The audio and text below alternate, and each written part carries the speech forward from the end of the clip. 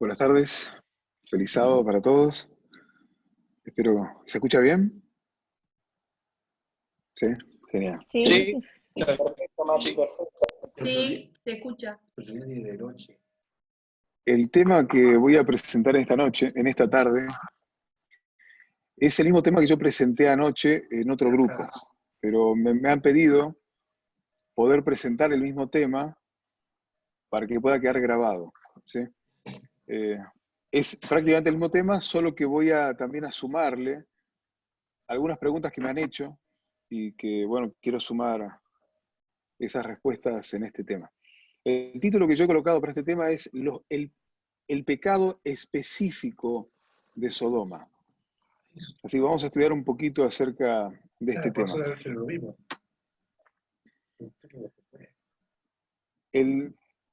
La pregunta es, ¿por qué es importante para nosotros poder estudiar la historia de Sodoma?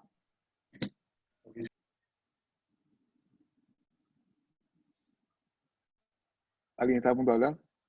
No, Mati, alguien tenía el micrófono abierto sin querer y ya lo cerré. Claro, está bien.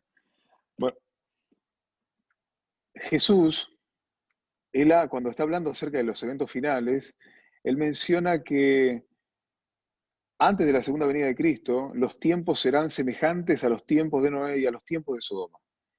Entonces, si nosotros queremos entender nuestra historia, nuestra experiencia, lo que hacemos es que retrocedemos, miramos para atrás, miramos a la historia, vemos y analizamos las experiencias que ellos tuvieron para de esa manera poder entender nuestra experiencia, ¿sí? Tanto los adventistas como el protestantismo en general saben eso, en parte, porque los protestantes van a la historia de Sodoma, van a la historia de Noé y hacen exactamente lo mismo. Ellos dicen, estos son como los tiempos de Noé y Sodoma. Sin embargo, permítanme decirles que muchas veces hemos lidiado con la historia, pero de una manera incorrecta, porque hemos ido a la historia a través de nuestros preconceptos o a través de perspectivas y hemos analizado la historia de esa manera. Entonces, yo quiero que veamos un ejemplo, este es tan solo un ejemplo, que es la historia de Sodoma y los tiempos de Noé, ¿sí? Vamos a buscar varias citas. Quisiera me acompañen a una cita que se encuentra en testimonio acerca de conducta sexual, adulterio y divorcio. Es TCS 143, párrafo 1. Es una historia, es una carta que Elena de White le escribe a un hombre. TCS 143, párrafo 1, y vamos a ver varios párrafos. Esta es una carta dura que Elena de White escribe a un hombre que es pastor, o que estaba trabajando como pastor, y dice que lo que él estaba haciendo es el pecado de Sodoma. Así que es muy interesante que podamos analizar esto. ¿Sí? ¿Lo tienen ahí? Mati, ¿querés que vaya compartiendo mi pantalla para que se vea la cita si hay alguien que no la tiene? Bueno, dale. Si puedo hacer eso, genial.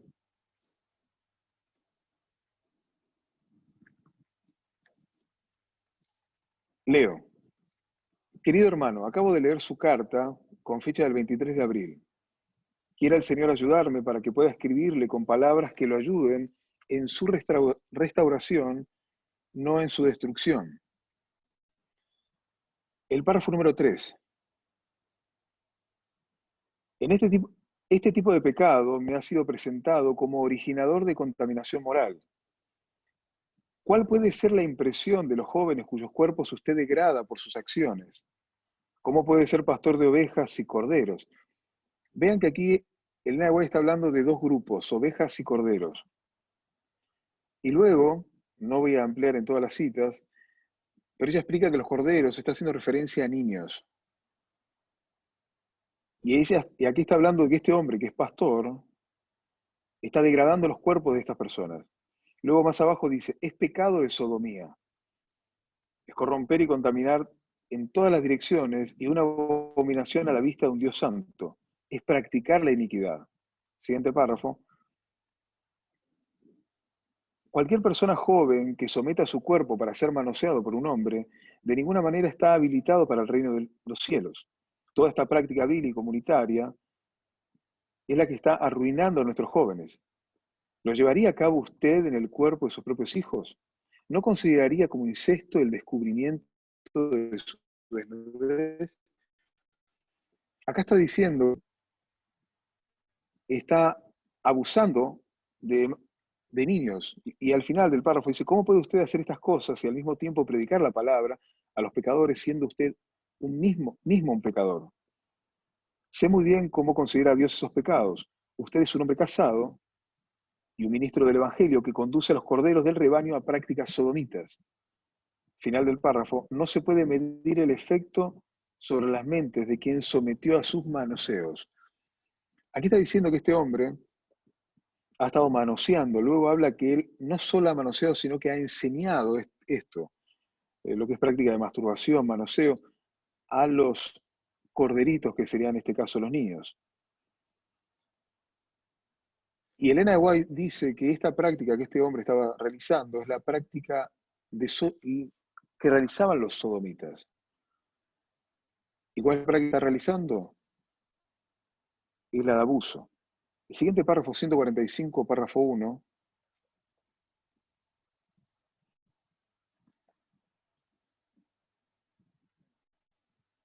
dice, acá comienza a hablar cómo se originó el pecado en Sodoma. Estos son los mismos pecados que corrompieron a Sodoma. Sus malas acciones no se manifestaron súbitamente, no fue algo rápido. Un hombre y una mujer comenzaron a entorpecerse con hábitos no santificados y corruptos. Vean que aquí no está hablando de homosexualidad, está hablando de que un hombre y una mujer tenían hábitos corruptos y ellos se unieron en un mismo propósito.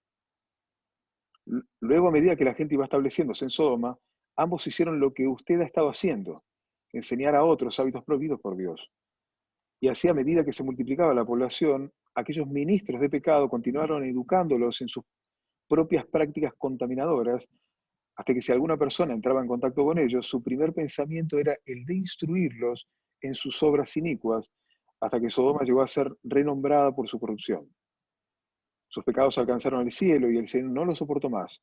Los destruyó junto con todo lo hermoso que la hacía un segundo Edén, porque la tierra se había contaminado por sus habitantes. El siguiente párrafo, esos cuerpos que usted manoseó son propiedad adquirida de Cristo. Entonces, terminamos con la cita. Aquí lo que está haciendo referencia es el acto de abuso de un adulto sobre niños. Acá no está hablando de homosexualidad, acá está hablando de abuso. La homosexualidad es una relación consensuada entre dos personas del mismo sexo. En cambio, lo que este hombre está haciendo no es una relación consensuada porque es una actitud de abuso. La homosexualidad no es abuso. Que un hombre quiera estar y amar a otro hombre, eso no es abuso. En cambio, el Nahuay describe que lo que este hombre estaba haciendo es la actitud, la actividad que realizaban los de Sodoma. Es una actitud del fuerte contra el débil, es una actitud del adulto contra el niño, es una actitud del pastor sobre los corderitos. Esa es la actitud que se presenta, que es el abuso, es el fuerte contra el débil. Esta es la actividad de Sodoma. ¿Sí? Y es interesante porque cuando nosotros estudiamos la historia de Sodoma, encontramos que ahí lo que hicieron fueron muchas personas que fueron a buscar para abusar y violar a un grupo a dos hombres. No era una relación consensuada, no era una relación de placer, no había felicidad en ese acto, era un acto morbo, de violencia, lo que se quería realizar allí. Si me acompañan a otra cita, hablando de los tiempos de Noé, Patriarcas y Profetas, página 71, párrafo 2. Sería PP 71.2.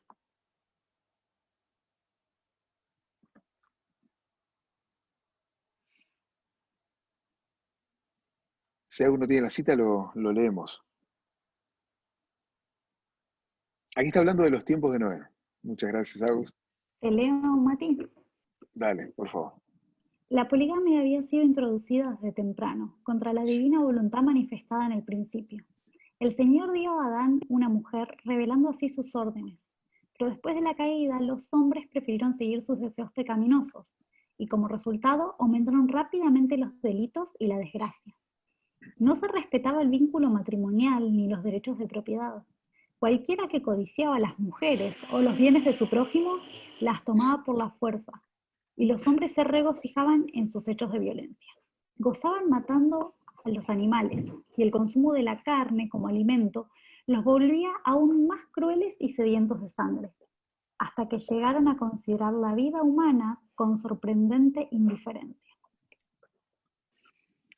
El párrafo comienza hablando acerca de la poligamia.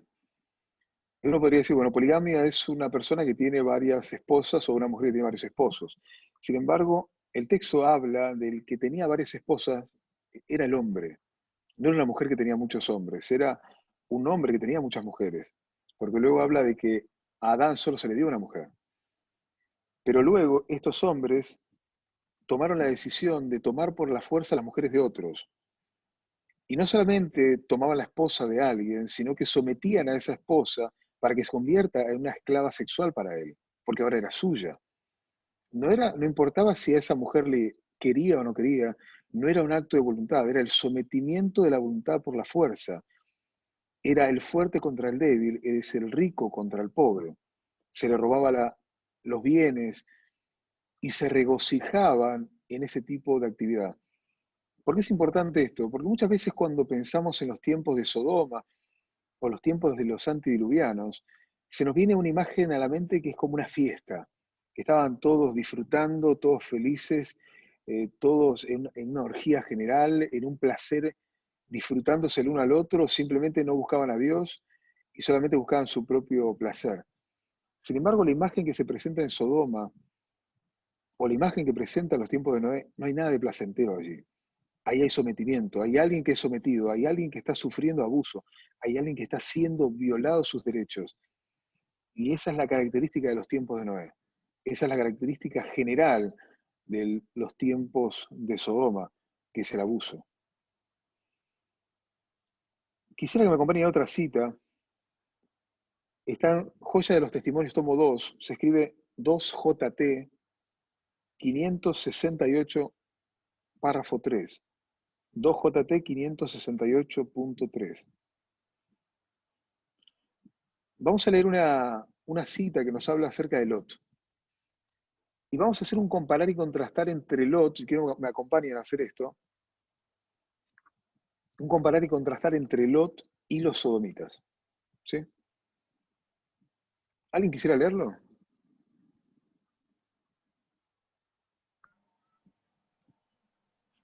Esteban, ¿estás por ahí? Sí, estoy.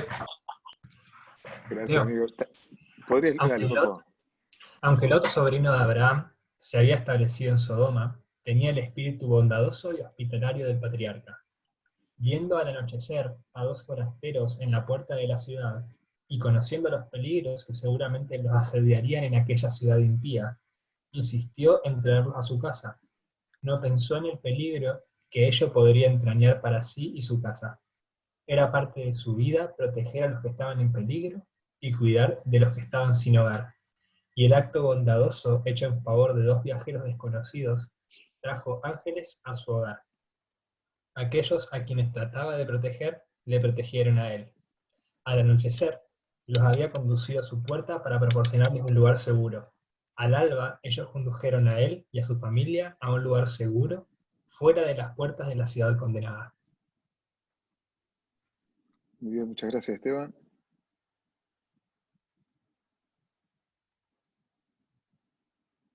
A ver, un segundito.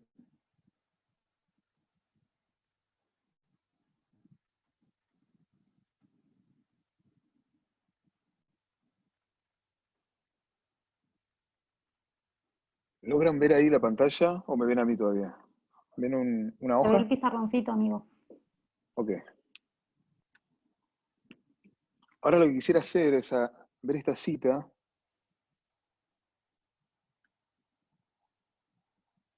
y comparar y contrastar entre Lot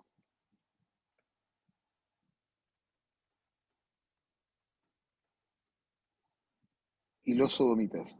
¿Sí? ¿Qué podemos encontrar allí? Dice que Lot tenía un espíritu bondadoso. Entonces, cuando uno compara y contrasta, aunque el texto no me lo diga, al comparar puedo encontrar información faltante. Por ejemplo, si Lot tenía un espíritu bondadoso, por contraste, ¿qué espíritu tenían los sodomitas? Amigo, Espíritu pusiste malvado. bondadoso. Un espíritu de maldad. Muy bien. ¿Alguien más dijo una palabra? Pusiste bondadoso. Ah, gracias. Ahí está. Gracias.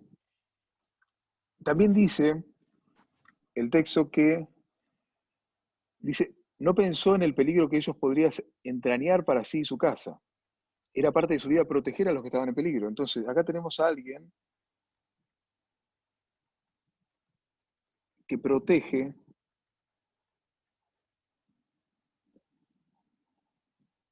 al que está en peligro.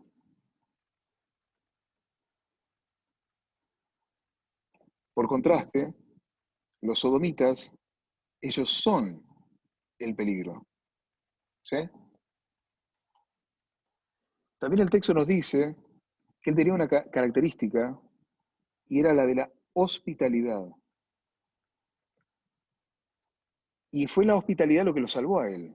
Quiero colocar otra palabra, que es asilo. Él proporcionó asilo a aquellas personas que eran extranjeros que estaban en peligro. Por contraste, lo contrario a la hospitalidad, si uno ve a una persona que necesita de un lugar, es el abandono. Yo dejo abandonado a esa persona. Es el desamparo. ¿Sí? Estas personas andaban por un camino, sabemos que eran ángeles, pero podrían haber sido otras personas. Eran personas que estaban sin hogar, porque estaban fuera de sus hogares. En el caso de Lot, él cuida de los sin hogar. Por contraparte, los sodomitas abusan de los sin hogar. ¿Sí? También podemos decir, dice, y el acto de bondad hecho en favor de los viajeros desconocidos trajo ángeles a su casa. Entonces acá tenemos actos de bondad, podemos decir como cortesía o amabilidad. Por el lado contrario, la característica de los sodomitas era la brutalidad y el abuso, que es lo contrario a cortesía y amabilidad. Podemos también ver que lo caracterizaba a él era el altruismo o la generosidad. Por contraparte, a los sodomitas los caracterizaba el egoísmo. Por lo tanto, algo que podemos resumir en la vida de Lot, en este rasgo, por lo menos que se ve acá, es un rasgo de humanidad. Por contraparte, lo que los caracteriza a los sodomitas es la inhumanidad. ¿Sí? Entonces, cuando hacemos un comparar y contrastar entre los dos grupos, podemos ver que la característica de los sodomitas es que ellos tenían un espíritu de maldad, ellos eran peligrosos, eran un peligro para las personas, ellos abandonaban a las personas que estaban en asilo, a aquellos extranjeros que estaban desamparados, ellos los dejaban, ellos, y no solamente los abandonaban, sino que abusaban de ellos. Su característica era la brutalidad, el abuso, el egoísmo, y su rasgo era un rasgo de absoluta inhumanidad. ¿Sí? ¿Alguien tiene algún comentario? Todas estas características nos tienen que hablar a nosotros acerca del tiempo del fin. Y cuando nosotros miramos hoy Sodoma, la característica de Sodoma es que es deshumanizada, abandona a las personas. Hoy vemos cantidad de refugiados políticos, refugiados por hambre, refugiados por las guerras, refugiados por el cambio climático, gente que está quedando sin hogar.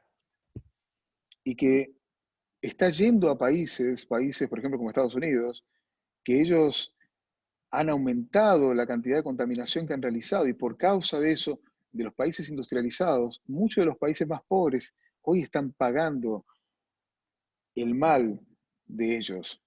¿Y qué hacen ellos? Les cierran las puertas, abandonan, le crean muros para aumentar el abandono que ellos tienen. Acá tenemos esta característica de el rico contra el pobre, del fuerte contra el débil. Es una característica de sometimiento, de abuso. ¿Sí? Entonces, Yo tengo al una comparar... pregunta. Sí. Quería saber si en algún momento en el estudio vas a abordar por ahí la actitud que tuvo Lot con sus hijas al querer echárselas a los abusadores. Bueno, ahora cuando mencione otro ejemplo, voy a mencionar eso. ¿Sí? Gracias. Ok, gracias. Solo por Sí. duda. Si no le vas a mencionar, no hay drama. Hoy no los mencionaste porque cuando hiciste la comparación esta no entraría. Yo le entendí como que, claro, uno tiene que comparar dentro de la cita lo que te está dando de información. Si uno las mete a ellas, quedaría algo raro, quedaría mal. Ahora vamos a ver un poco esa cita. ¿Sí? Entender el contexto de la historia, el contexto del lugar, la cultura, nos va a ayudar a comprender un poco ese tipo de actitud que hoy podríamos decir que es irracional, absurda o una locura. ¿Sí? Bueno, entonces acá la característica que encontramos es la característica de abuso. Si me acompañan a la siguiente cita, está C, le escribo, CSI 108.3.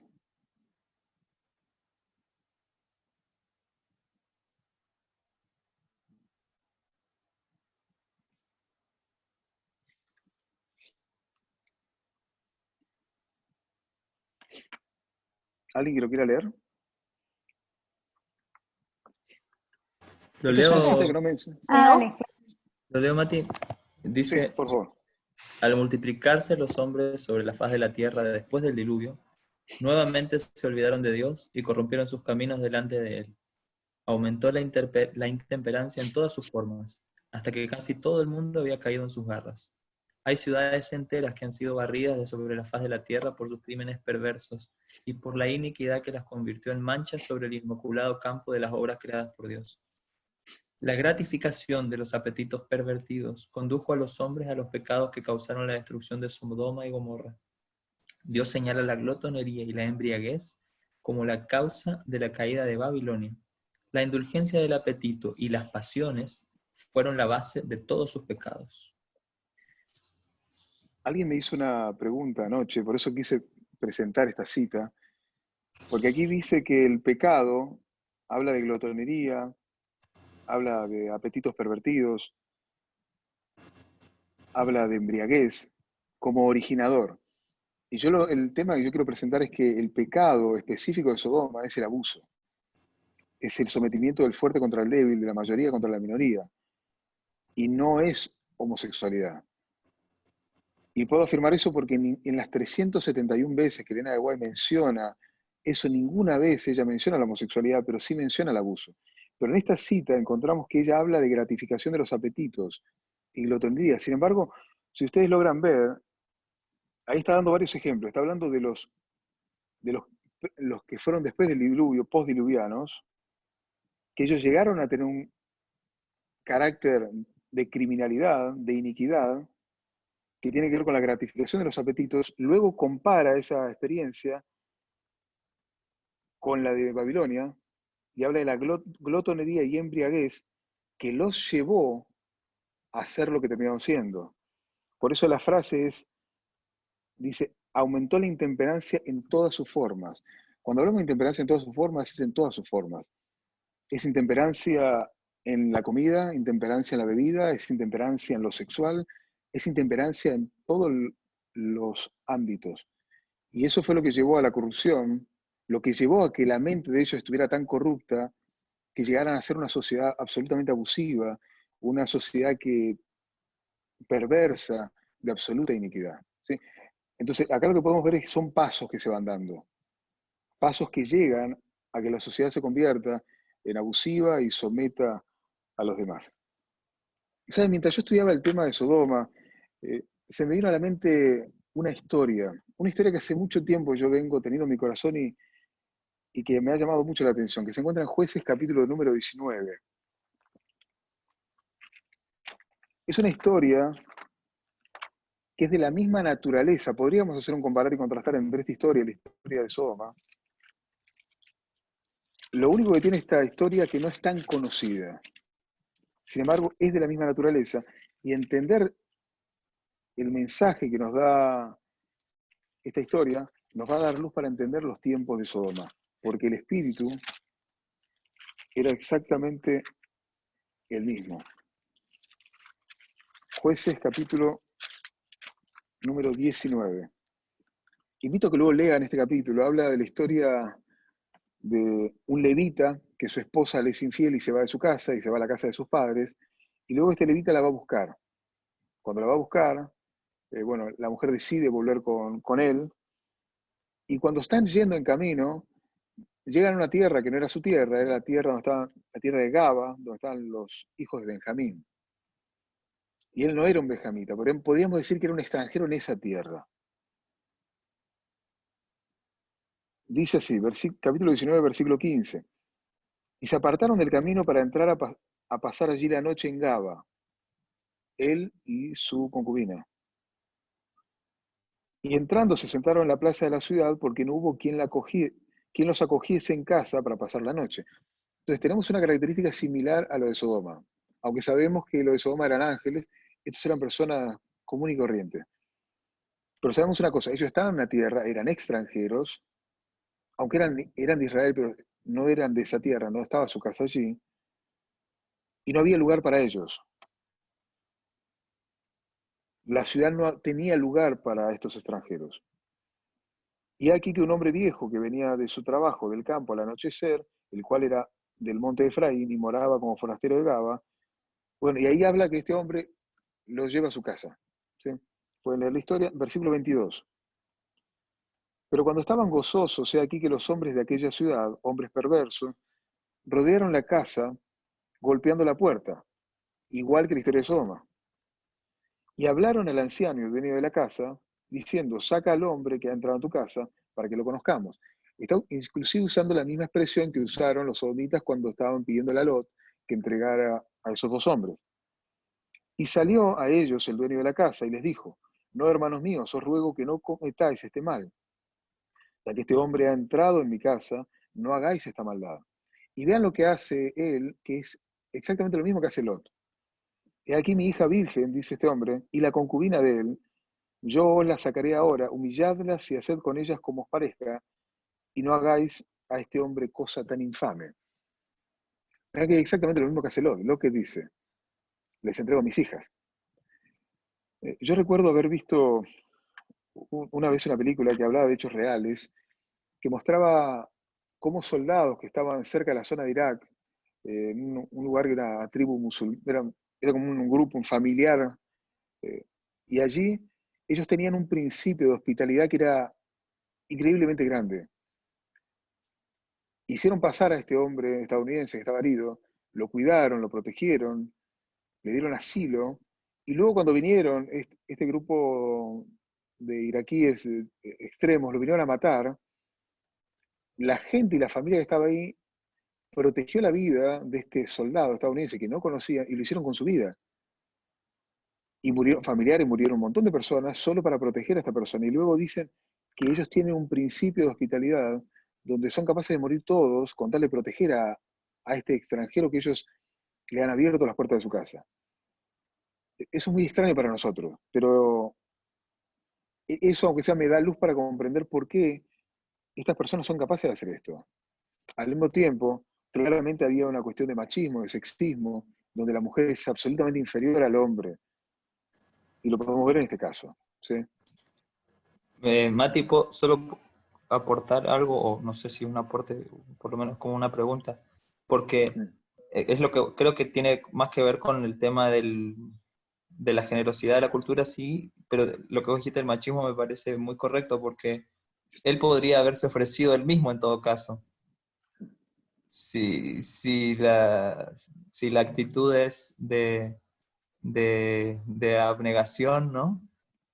Vos decís, bueno, me entrego yo en vez de sacar a mis invitados, a mis huéspedes, pero él terminó ofreciendo a las hijas porque en su mente probablemente las mujeres tenían un valor inferior al valor del hombre, ¿no? Claramente. Sin lugar a dudas, esta sociedad es una sociedad machista. Y bueno, Dios estuvo tolerando muchísimo esto, pero hoy eso es intolerable a los ojos de Dios. Nunca fue el Mati, plan de Dios. Sí, Adrián. yo leí la historia ayer, va del capítulo 19 hasta el 21, digamos, todo el desenlace, lo que el pueblo de Israel decide hacer con los benjaminitas después. Pero la historia dice que el levita iba con su concubina y su criado. Y creo que el criado, que era como un esclavo, como la concubina en ese momento, también era alguien que podían entregar si era alguien de menor valor. O sea, la concubina era de menor valor aún que su criado, si la elección fue entregarla a ella. Interesante. Vemos ahí la característica, vemos abuso, vemos el hombre por sobre encima de la mujer, y esa es una característica que podemos ver. Y bueno, es claramente absolutamente malo. Sin embargo, la historia no termina acá, es mucho peor.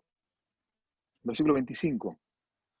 Mas aquellos hombres no le quisieron oír, por lo que tomando aquel hombre a su concubina la sacó, y entraron a ella y abusaron de ella toda la noche hasta la mañana, y la dejaron cuando apuntaba el alba.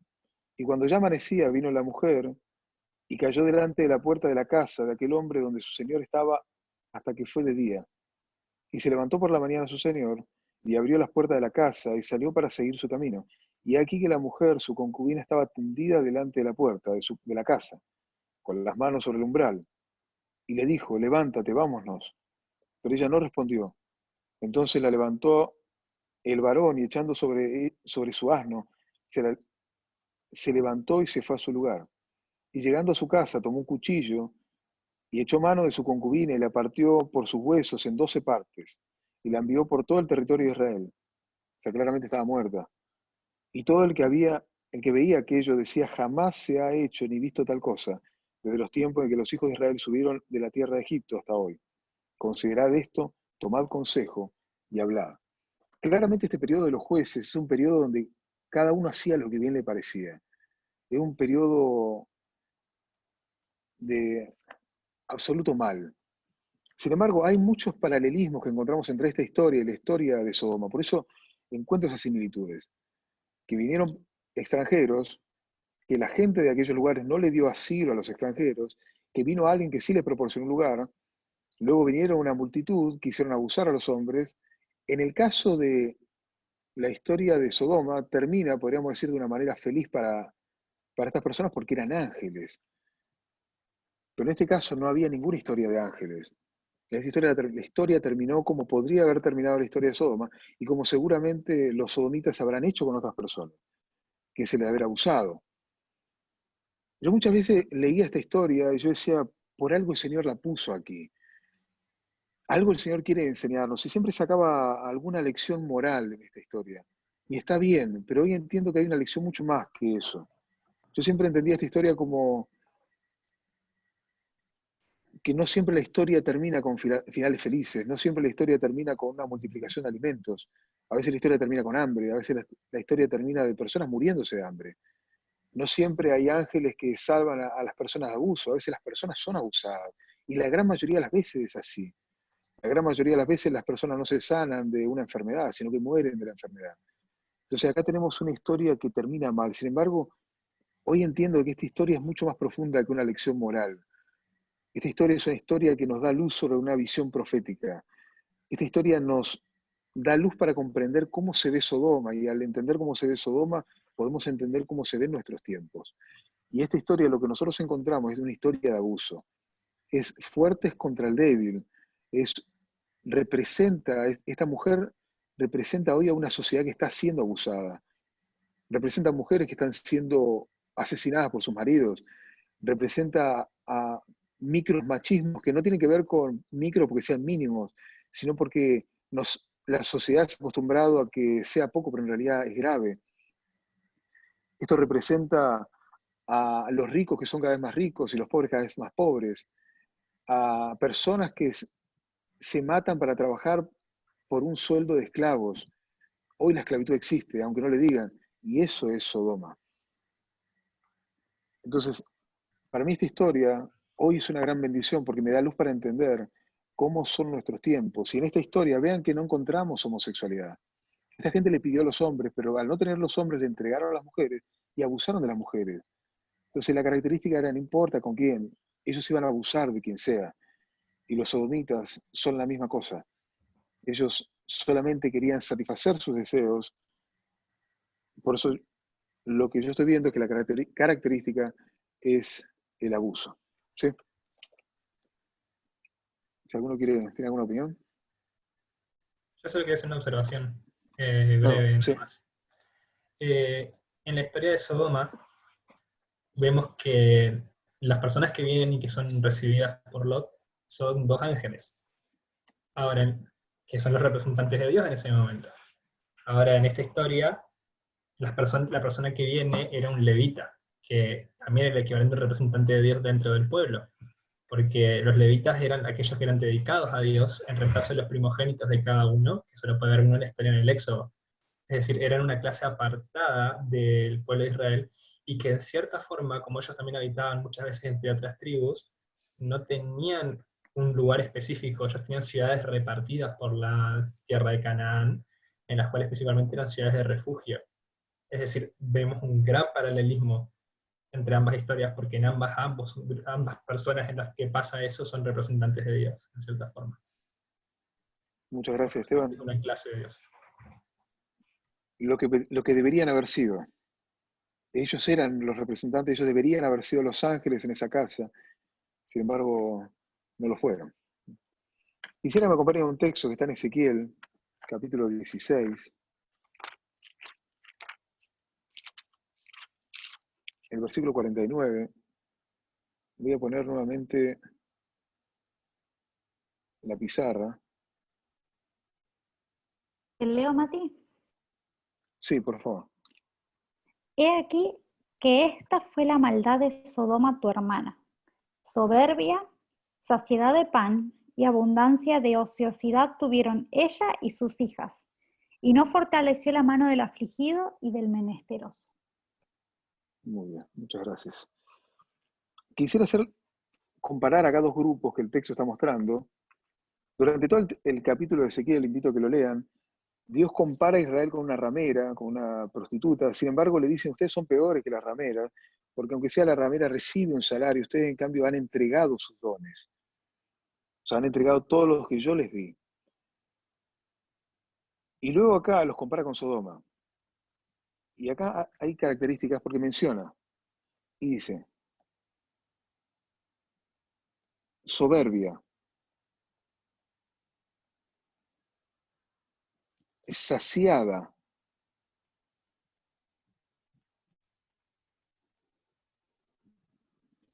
que tiene Che, Mati, abundancia. perdón, pusiste Isaías, pero es Ezequiel, ¿no? Ah, verdad, gracias. Ahí está. Acá. Saciada, abundancia, ¿sí? Esta es la característica que vemos acá. También vemos que es ociosa, ¿sí? Esta es la característica que tiene Israel, por la cual se le acusa y se le dice, ustedes son, este es Israel, pero se le acusa de ser Sodoma. Y la pregunta es, ¿por qué son Sodoma? ¿Porque son homosexuales? No, porque son soberbios, porque están saciados, tienen abundancia, están ociosos. Ahora, ¿estar saciado es algo malo? Al leer el texto nos damos cuenta de que en este aspecto sí, porque dice, y no fortaleció la mano del afligido, por comparar y contraste, ellos son soberbios, hay otro grupo que están afligidos, y en vez de estar saciado y tener abundancia, ellos son los menesterosos. ¿Sí? Entonces, ¿qué significa soberbia? Soberbia es un sentimiento de superioridad frente a los demás que provoca un trato distante y despreciativo hacia otros. Entonces nosotros tenemos que hay un grupo que es soberbia que tiene un trato despreciativo hacia alguien. Y que esta aflicción que estas personas tienen, que aflicción puede traducirse como estar abatido, angustiado, deprimido, infeliz, triste, desconsolado, estos están así no porque nacieron así o porque están pasando un momento de crisis, están afligidos porque son menesterosos. Y menesterosos es una persona que no tiene lo necesario para vivir o que lo tiene con escasez. Entonces tenemos un grupo que son los ricos, los que tienen, y está un grupo que son los pobres, los que no tienen. ¿Sí? Entonces la razón por la cual se le acusa y se le llama Sodoma es porque había un grupo de personas que estaba sometiendo a otro grupo de personas. ¿Sí? Acá no está hablando de sexualidad. Sí. Sí, con relación a eso que decías, porque ahí dice, vos pusiste que eran ociosos, y para vos tener abundancia y ser ocioso es porque alguien está haciendo tus cosas. Entonces, del otro lado de los ociosos tiene que haber gente que esté trabajando arduamente. Podrían ser esclavos. Muchas gracias. Sometido. Quisiera poner esta palabra. Esclavitud.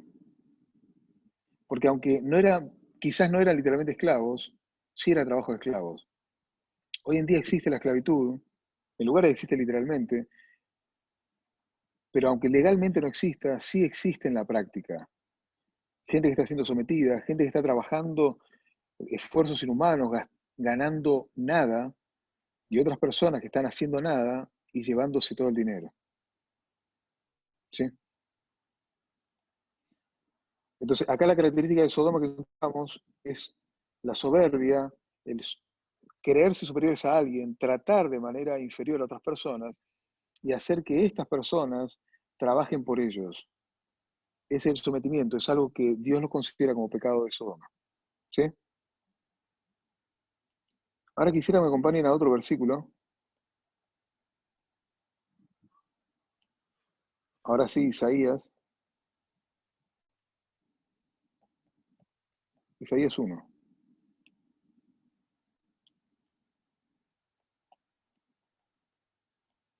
Esperen que termino de borrar acá.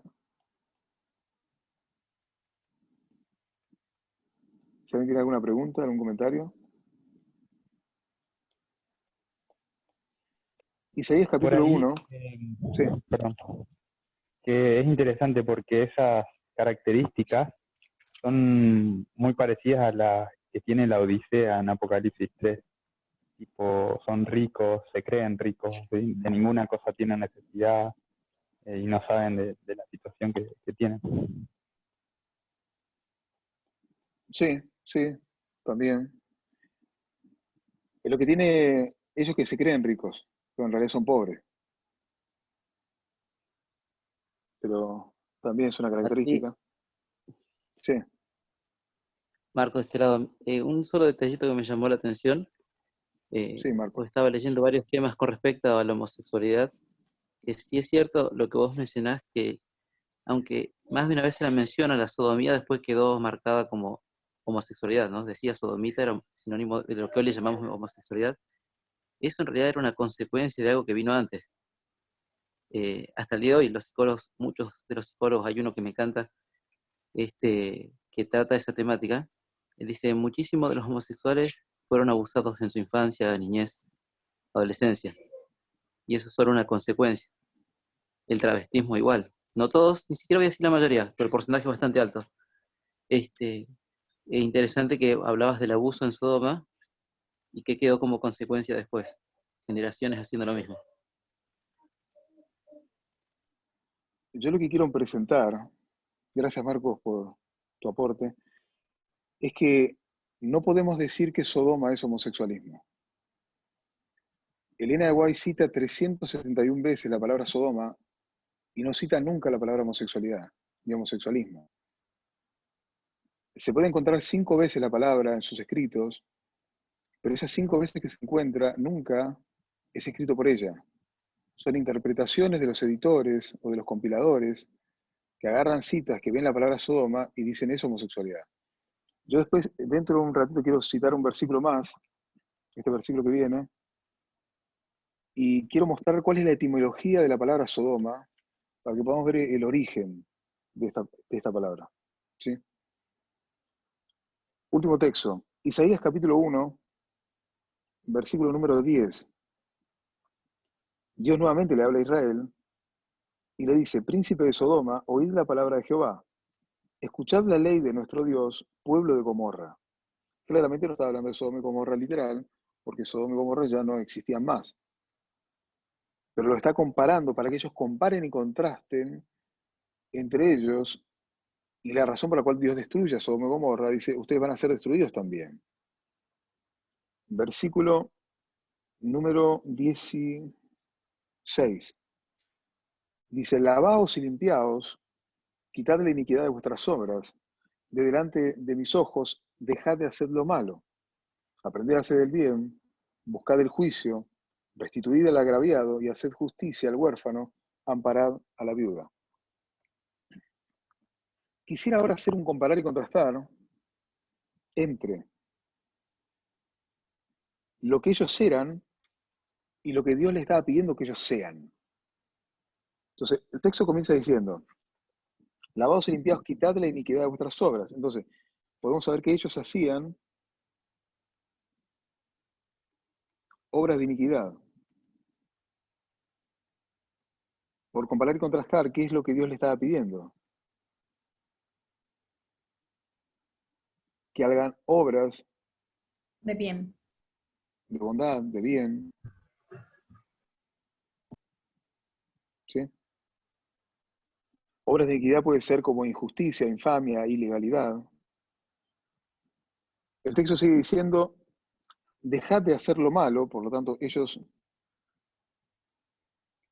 hacen lo malo, o el mal, y Dios les está diciendo, haced que hagan el bien.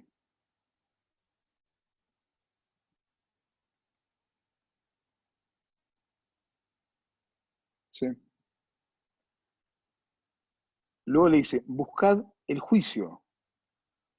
Buscar el juicio puede traducirse como... La justicia. Exacto, buscar justicia, buscar lo justo. Claro, Mati, Eso es lo que Dios está... si le pide buscar lo justo es porque eran injustos. Ellos eran injustos,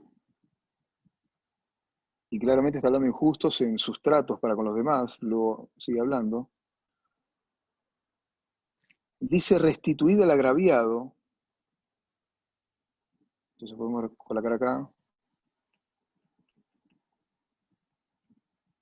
Se restituye al agraviado, que la versión de Jerusalén lo traduce de otra manera, como enderezad la opresión. O sea, no opriman. Eso es lo que estaba diciendo. Acá, evidentemente lo que encontramos acá es que Israel, había muchos que sufrían bajo la opresión de sus prójimos, que se aprovechaban de los pobres, de los necesitados, de los desvalidos, y los oprimían para enriquecerse a sus expensas. Entonces, acá le dice, restituyan al agraviado, por lo tanto, lo que ellos estaban haciendo, ellos oprimen al prójimo. Luego el texto sigue, haced justicia al huérfano. Hacer justicia puede traducirse como defender la causa del huérfano. ¿Puedo decir algo? Sí, No estoy segura si ellos eran los que, por lo menos en esa parte que dice restituir al agraviado, si ellos eran los que oprimían, pero ciertamente no hacían el bien. O sea, podía pasar como que no, simplemente lo ignoraban el mal que otro hizo. No sé, por lo menos en yo esa quiero ser, frase. Capaz que en otra parte sí te da a entender, pero Yo pienso como que que no hacían el bien. Ese era su problema. sí, yo pienso Esteban. que si uno le da vuelta el rostro al mal, o sea, uno forma parte de eso. Si uno hace la vista gorda. Claro, claro. Yo creo que había Perdón, personas, sí, que ahí dice restituye al agraviado. Entonces, restituir, ¿por qué vos restituir? Restituís, porque quitaste algo. O sea, restituir es devolver algo. Entonces, sí, ellos hacían algo malo. Ah, ok. yo, yo creo que en todo Israel habían personas que eran directamente malas, que hacían el mal, y otros que pagaron, no porque necesariamente hacían el mal, sino porque nunca hicieron el bien, o porque no defendieron la causa del agraviado. Quizás yo no le robé nada al otro, pero al no defender la causa, al hacer silencio, soy culpable y me coloco de parte de esto. Y ahí dice, bueno, restituir es porque evidentemente algo le sacaron. Entonces, ¿a quién le sacaron? Le sacaron al prójimo, le sacaron al huérfano, le sacaron a la viuda. Entonces, acá sería también amparar a la viuda. Amparar sería como proteger a la viuda. Por contraparte, ellos realizaban actos de injusticia para con el huérfano,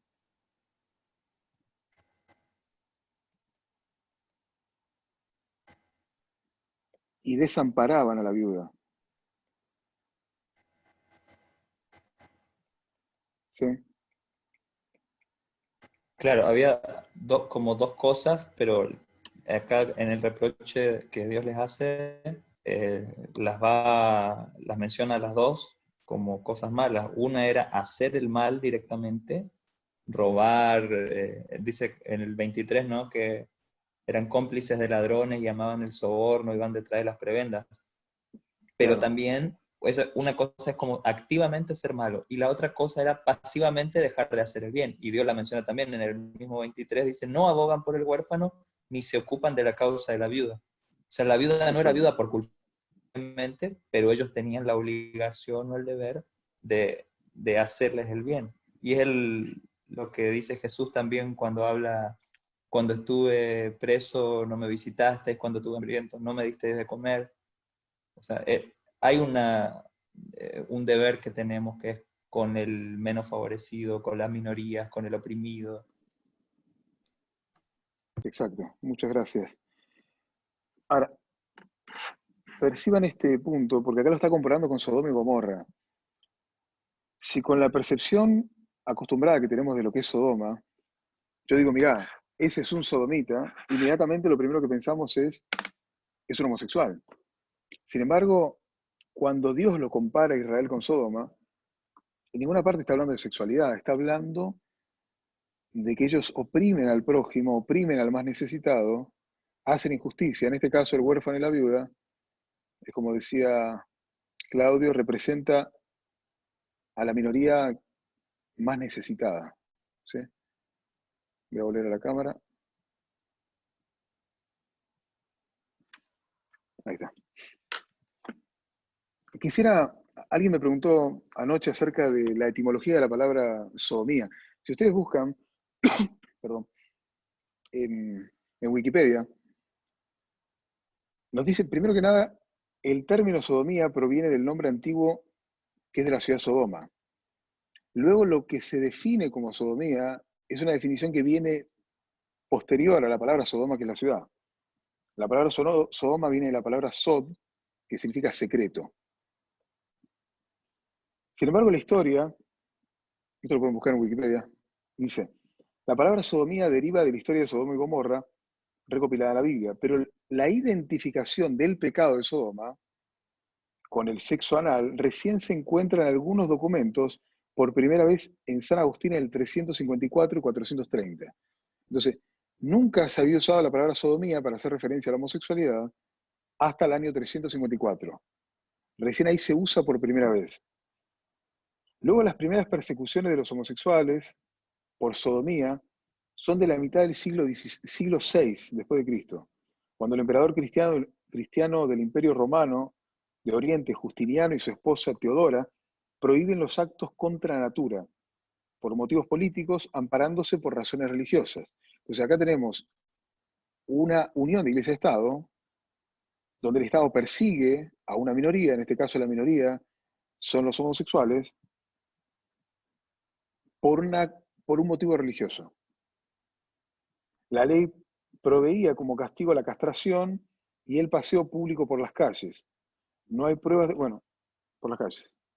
Luego en el siglo IX, recién ahí aparece la palabra sodomía en el Liber Gomorianus, algo así está en latín, del monje benedictino Petrus Damianus. Para él la palabra incluía toda aquella actividad sexual que no servía para la reproducción. En eso entraba sexo anal, sexo oral, no solamente cuestión homosexual. Debido a que las palabras para denominar la homosexualidad no aparecieron hasta el siglo XIX, se empleaba el término sodomía. ¿Desde cuándo? Desde el siglo IX. Para denominar a los hombres que tenían relaciones sexuales con otros hombres. ¿Cómo? Siglo XI. Siglo XI, gracias. Más tarde, 2 siglos después. Dice, las lesbianas eran ignoradas en gran medida, aunque mujeres que practicasen el sexo anal también caían bajo el epíteto de sodomía. ¿Sí?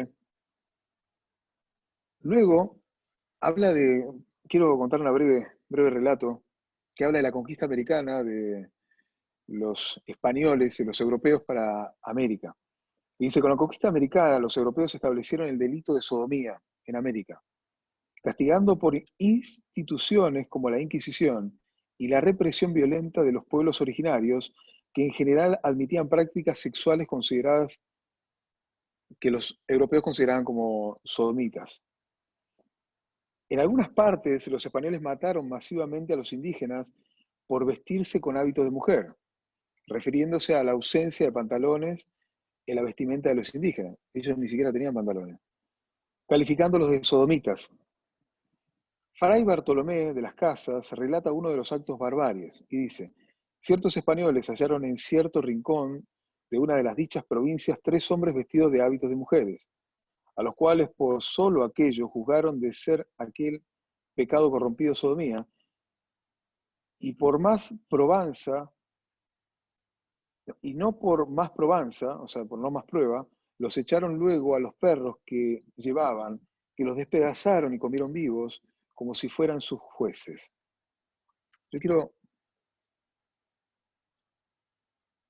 Voy a mostrar de vuelta aquí. ¿Logran ver la pizarra? Sí, sí. Nosotros encontramos acá que la característica de Sodoma es el abuso.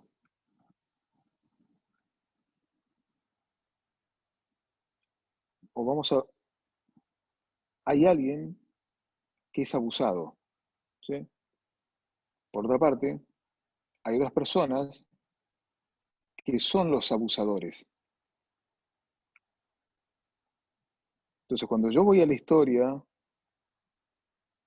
de Sodoma y Gomorra, los que iban a ser abusados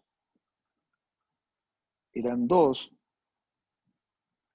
extranjeros. Por lo cual, los abusadores eran los sodomitas.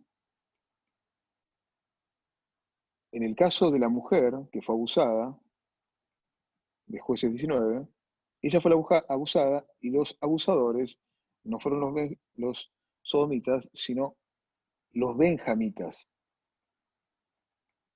o sea, la gente de la tribu de Benjamín.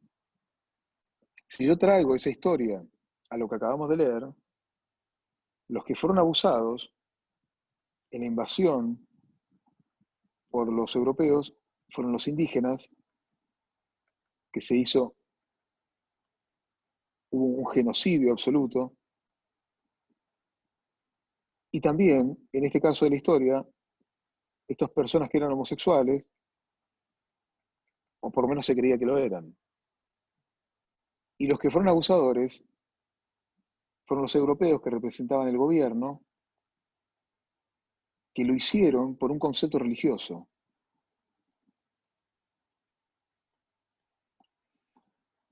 Entonces, la característica que encontramos acá, que nosotros decimos, bueno, ¿cuál es el pecado de Sodoma?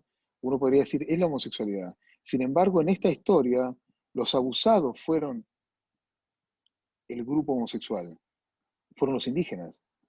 En cambio, los que sometieron fue el gobierno que se unió con el Estado. ¿Sí? Nosotros acá tenemos que la minoría representa a esos extranjeros, puede representar una cuestión de raza, puede representar una cuestión de lugar. Por el otro lado tenemos a las mujeres, que representan una minoría que son sometidas, que no es correcto decir que hoy todos son iguales, porque existe una clara desigualdad. Cuando vemos los jueces que Dios, todo lo contrario, los jueces que Trump colocó en la década, ahora el año pasado y este año, él llegó a colocar 60 jueces, y él representa a la iglesia que se une con el Estado, él representa al protestantismo uniéndose con el gobierno. Y de los 60 jueces, encontramos que uno es negro, uno es latino y 3 son mujeres. El resto son todos protestantes blancos. Entonces, la desigualdad claramente existe. Acá tenemos el fuerte contra el débil, y por el otro lado tenemos el indígena y el homosexual, que representa una minoría que es abusada por un gobierno que tiene conceptos, que quiere implementar sus conceptos religiosos. ¿Sí? Bueno, la conclusión que yo quiero llegar es que en la historia, cuando vamos a la década del 20, al siglo XX, década del 50, 60, hasta 70, encontramos 3 grandes movimientos que se levantan. El primer movimiento, que es el de los derechos civiles, que es la gente de piel negra pidiendo la igualdad. Luego el segundo movimiento, que es la segunda ola del feminismo, también las mujeres pidiendo igualdad. Y luego se levanta el tercer movimiento, que es el movimiento de los LGTB, también pidiendo igualdad. Por contraparte, versus, encontramos a los movimientos protestantes que dicen que todo eso es Sodoma. Sodoma es el feminismo, Sodoma es LGTB y Sodoma son las razas negras pidiendo derechos, porque ellos decían que tenían derecho a someter por cuestiones religiosas. Sin embargo, nosotros sabemos que la ley dominical, la naturaleza de la ley dominical, sea como eso sea que se vaya a dar o como se vea, no va a venir a través del primer grupo, no va a venir a través de los LGTB, no va a venir a través de los feministas, no va a venir a través de la raza negra, sino que, o por cualquier otra raza, sino que sabemos que la unión de Iglesia-Estado viene a través del protestantismo uniéndose con el gobierno y teniendo más poder con el gobierno de Estados Unidos. Sabemos que los que traen el decreto dominical es el gobierno de Estados Unidos. Y los que tienen el poder son ese grupo y no son el otro grupo. Por lo tanto, la amenaza no es el grupo que no tiene poder, sino que la amenaza es el grupo que se está uniendo con el poder del gobierno, y esa es la amenaza a la libertad. ¿Sí? Porque la naturaleza del decreto dominical es la mayoría imponiéndose sobre la minoría. El principio que está detrás es la mayoría imponiendo, quitando la libertad, quitando los derechos a un grupo minoritario. Entonces, lo que yo quiero decir es que muchas veces cuando pensamos en Sodoma, se nos viene la imagen de las marchas de orgullo gay. Y vemos esas marchas y decimos, esto es cumplimiento profético, esto es Sodoma. Sin embargo, esa interpretación profética es la misma que tiene el protestantismo apóstata. Sin embargo, cuando yo veo esas marchas de orgullo gay, yo no estoy diciendo que todo lo que pasa ahí es aprobado por Dios. Sin embargo, lo que digo es cuando yo veo eso, yo no veo Sodoma. No como la Biblia me lo presenta, no como el Espíritu de Profecía me lo presenta. Porque yo veo personas que están en una fiesta disfrutándose, cuando en realidad en Sodoma no había nadie que estaba disfrutando. A menos estaban disfrutando, pero porque estaban sometiendo a alguien. Cuando yo pienso en un hombre que mata a una mujer solo por ser mujer, femicidio, yo ahí estoy viendo Sodoma. Cuando yo veo que hay personas que no tienen hogar y hay otras que les sobra, pero tienen para vivir 100 vidas, yo veo ahí y veo sometimiento, veo trabajo esclavo y veo Sodoma. Cuando veo personas que tienen que dejar sus hogares por el cambio climático, que son refugiados, que solamente buscan un hogar, que quieren darle de comer a su familia, sin embargo le crean muros y le cierran las puertas, yo veo eso y veo Sodoma. Cuando veo una iglesia que está uniendo cada vez con el Estado, tratando de imponer su moralidad a través del gobierno, a través de la justicia, a través del poder legislativo, yo veo eso y ahí veo Sodoma. Cuando veo una empresa como Coca-Cola, que dice que habla de ecología, pero reparte millones de botellas, miles de millones de botellas, y contamina el planeta, y luego aquellos que recogen botellas ganan limosnas, nada, son esclavos. Yo miro eso y veo Sodoma. Entonces,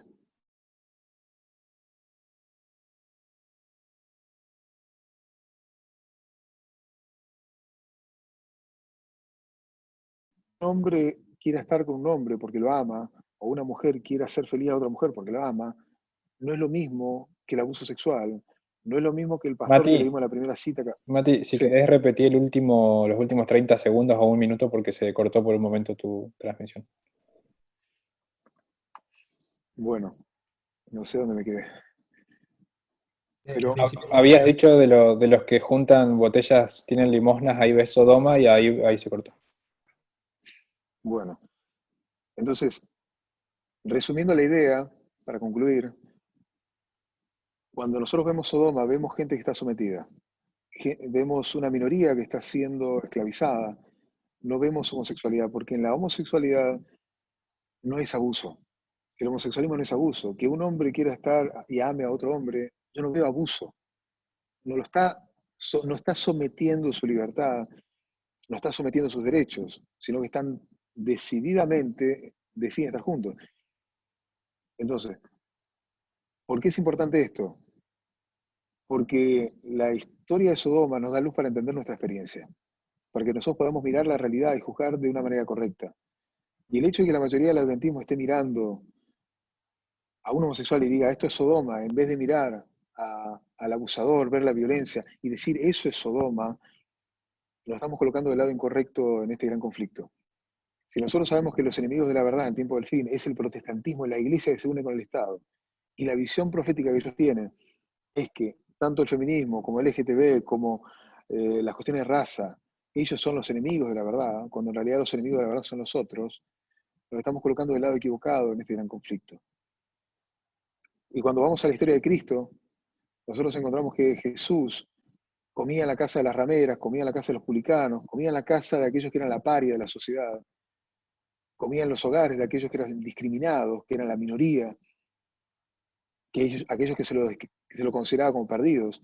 En cambio los otros, que se consideraban como santos, que llevaban un ropaje espectacular, que sometían a los demás a sus propias leyes que ni ellos cumplían, que fueron una iglesia que se unió con el poder del Estado, que fue Roma, ellos fueron los que mataron a Cristo. Entonces, tener una idea correcta de cómo es la realidad nos va a ayudar a vivir en este tiempo profético en el que estamos viviendo. ¿Sí? ¿Algún aporte? ¿Alguna idea? ¿Algún comentario? Si no, estaríamos... Yo, perdón, quería agregar o quería decir que por lo general todos los consejos que da Dios o las reprensiones son cosas que nos quiere llevar al carácter de Él, ¿no? A tratar de igualar a Cristo, a tratar de ser. Entonces cuando en un momento dice Sodoma, prácticamente yo asumo, capaz está bien o mal, de que Sodoma, para mí, había alcanzado lo opuesto a lo que es Él, a lo que es Cristo, a lo que es Dios. Entonces, a mi forma de ver, que todo va de la mano del abuso, es que todos esos buscaban la complacencia propia. Claro, ¿cómo se obtiene? A través del abuso, básicamente. Pero también hemos visto pasajes donde, como Pablo dice, el que sabe lo que es bueno y no lo hace, eso le es pecado. Vos sabés que vos estás bien y otro está mal y vos podés ayudarlo y no te perjudica tanto a vos, deberías hacerlo. Eso vos estás siendo abusivo con esa otra persona, en cierta forma. Entonces, para mí que va bien de la mano de la autocomplacencia. Y eso que te decía, de que veo que Sodoma, para mí que culminó completando ya un carácter que es totalmente lo opuesto que es Dios, a Cristo. Buscaba la autocomplacencia, entonces llevaba todo tipo de abusos, desde el pan, el vino, la autocomplacencia, llevando abusos para obtener esas cosas, ¿no? No buscando justicia, lo que debería de buscarle justicia, no retribuyéndole al huérfano ni a la viuda, etcétera, etcétera. Yo lo veía por ese lado. Muy bien, muchas gracias. Le sumo a la idea que lo contrario al abuso es quitar la libertad a las personas. Lo contrario al abuso es la libertad. Y Dios está mostrando cómo es el reino de los cielos. Él nos está enseñando cómo es la naturaleza del reino de Dios. Y nosotros no estuvimos en el cielo, no sabemos cómo es allá. Y Dios tiene muchas cosas para enseñarnos. Así que entender esto, que Dios nos da libertad para servirle, y que lo contrario es Sodoma. Eso es interesante lo que tú dices, porque me llama la atención que esa restitución que se tiene que hacer, que es lo opuesto a Sodoma, es a lo que se refiere en el mensaje de la Odisea, cuando tú tienes que comprar oro refinado, tienes que restaurar. Refinar es algo que ya es fino y tienes que hacerlo aún más fino.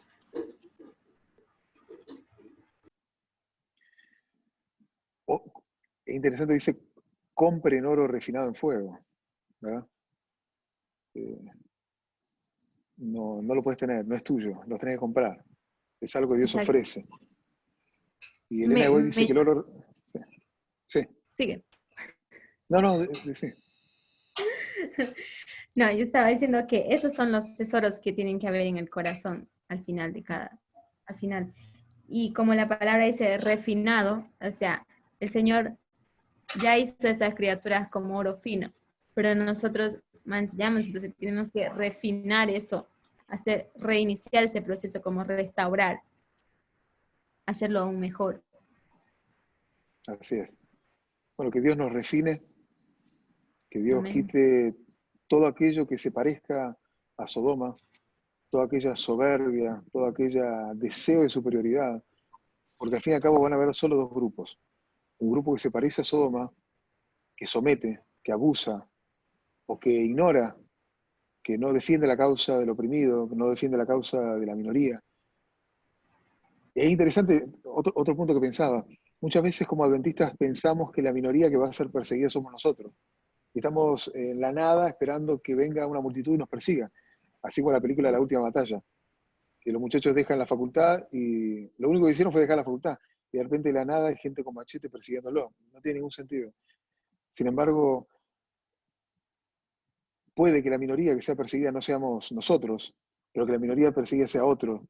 Y nosotros tenemos que salir en defensa de la libertad, defensa de ese huérfano, defensa de esa viuda, defensa de ese grupo que es sometido por una iglesia, por un Estado, que quiere imponer su visión religiosa a través del poder del gobierno. ¿Sí?